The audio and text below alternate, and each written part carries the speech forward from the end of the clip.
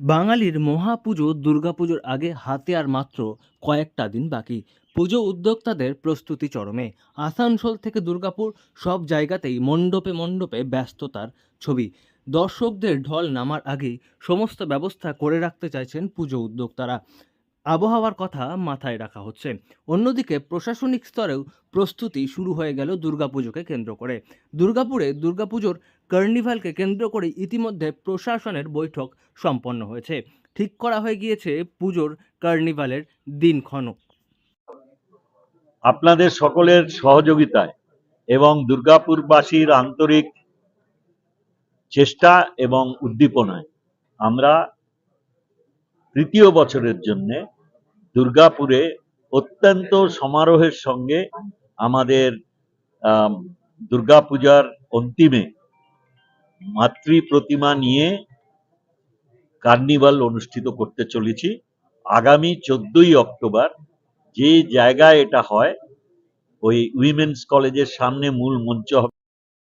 ইতিমধ্যেই দুর্গাপুরে দুর্গাপুজোর কার্নিভালের জন্য প্রশাসনিক স্তরের একটি উচ্চ পর্যায়ের বৈঠক হয়েছে, যেখানে প্রশাসনের সমস্ত উচ্চপদস্থ আধিকারিক থেকে শুরু করে পুলিশ কমিশনার, জেলা শাসক, মহকুমা শাসক, এমনকি সমস্ত বড় পুজোর উদ্যোক্তারা হাজির ছিলেন রাজ্যের পঞ্চায়েত মন্ত্রী প্রদীপ মজুমদারও।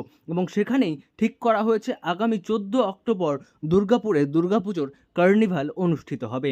দুর্গাপুর উইমেন্স কলেজের সামনে তৈরি হবে পুজো কার্নিভালের মূল মঞ্চ।